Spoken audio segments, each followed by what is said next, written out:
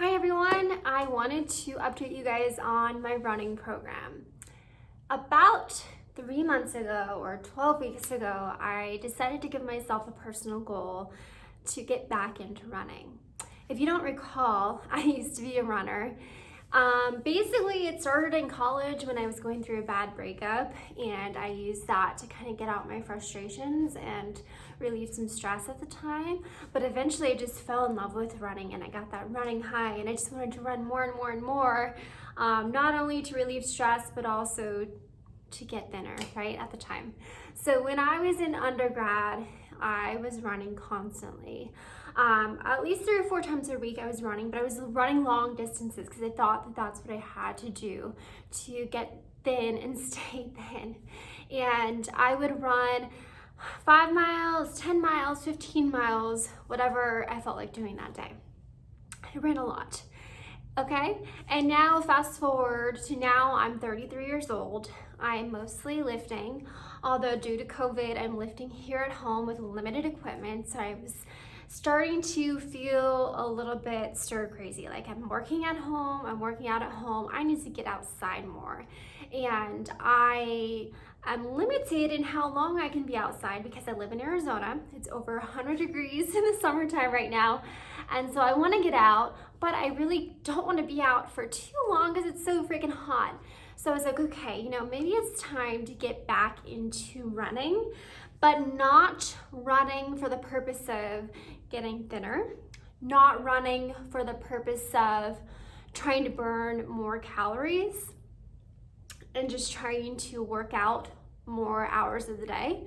Instead, I wanted to get back into running because it was an easy form of exercise that I could do just going right outside, going to run during COVID, being by myself, not around a lot of people, and also because I was realizing that I was out of cardiovascular shape. Zach and I here in Arizona, when it's not freaking hot out, we love hiking. And so I was noticing I was just getting so out of breath with even little easy hikes without much incline.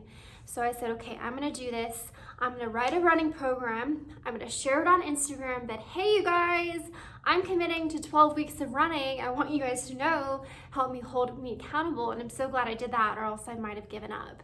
So that was my goal. 3 months ago, I told you guys I was writing this running program, gonna do it for 12 weeks and let you guys know how it went.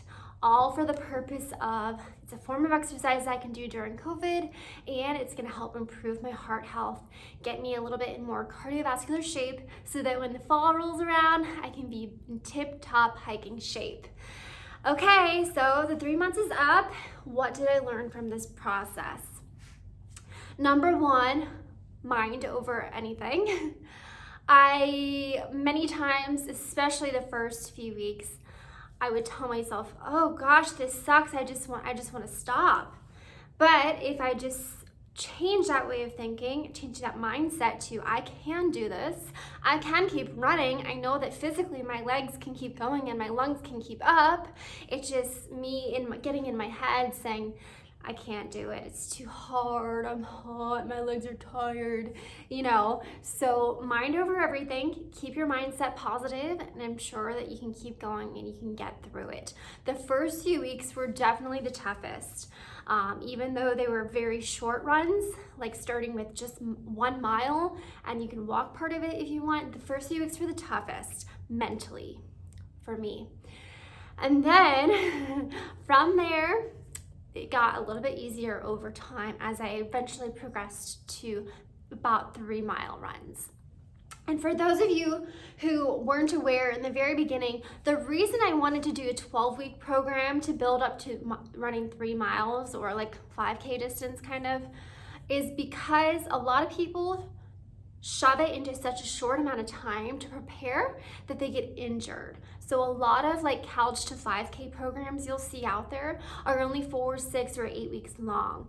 And what happens is And a lot of people are so used to not being active, not running at all, and then they hit the pavement trying to do these long distances, long durations, just like that. Like, okay, I'm just gonna wake up and go run 3 miles even though I haven't run in 5 years. It's just not realistic, and it's very, very tough on the body to get used to that sort of high impact over and over and over as you strike your heel, all this impact going up the kinetic chain. You're gonna get ankle injuries, foot injuries, knee injuries, hip injuries if you do too much too soon. So the purpose of me doing the running program over the course of 12 weeks was, okay, let's spread it out so that we can progress slowly over time to allow the body to acclimate to this new form of activity. So, in addition to number one lesson being that my mind is stronger than anything, work on mindset, my lesson number two was that spreading out the running program over 12 weeks allowed me to go from zero running at all since college years to running 3 miles or whatever I wanted to do that day on the program. It allowed me to get back into running with 0 injuries. And I promise you, I'm not making this up.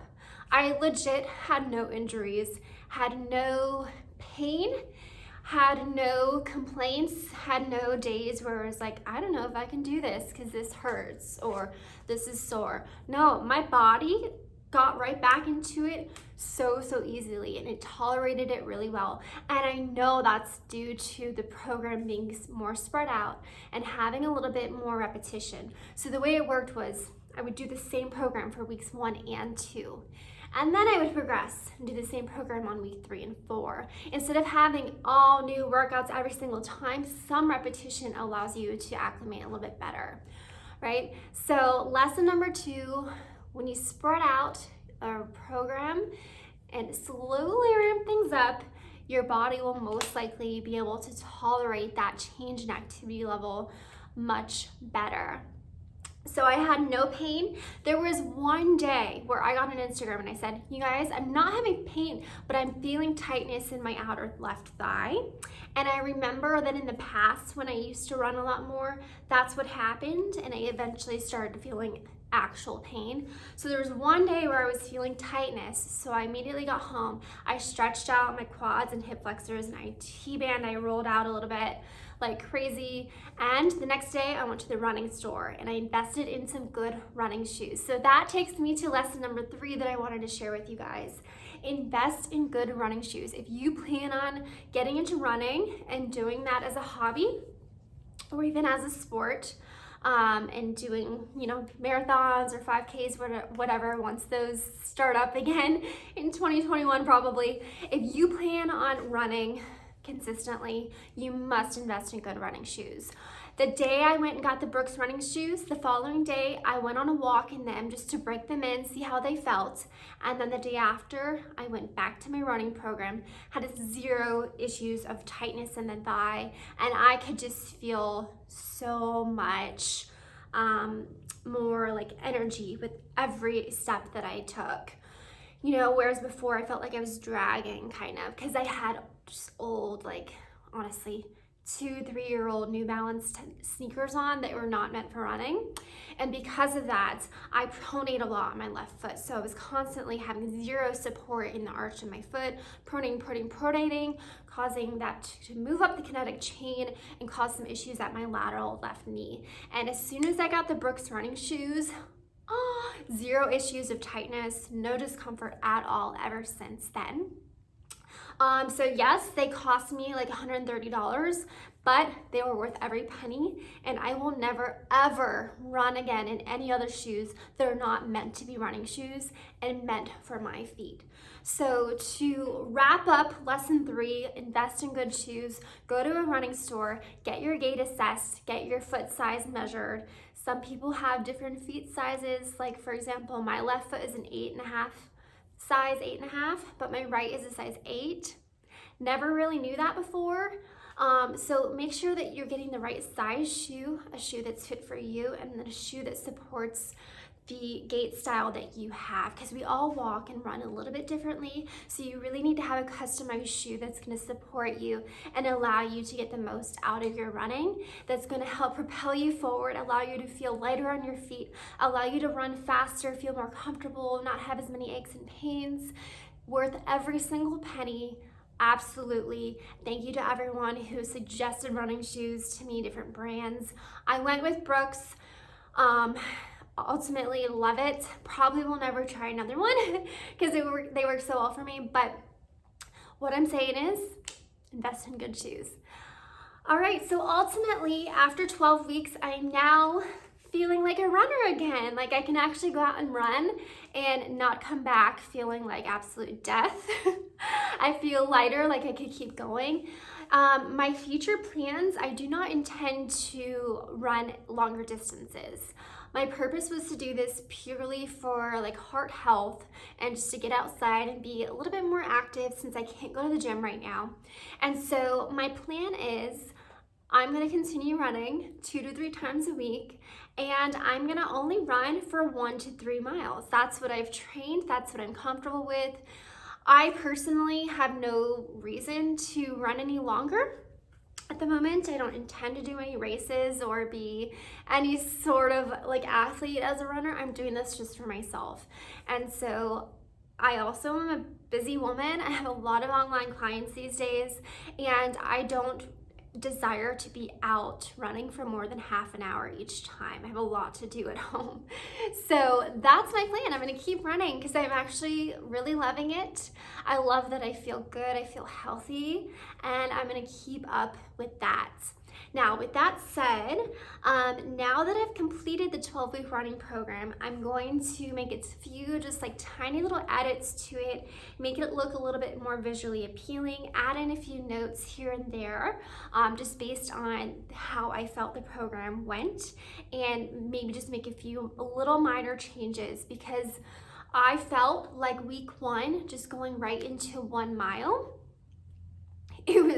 it was a big jump. So I'm gonna make weeks 1 and 2 a little bit easier to ease in even more.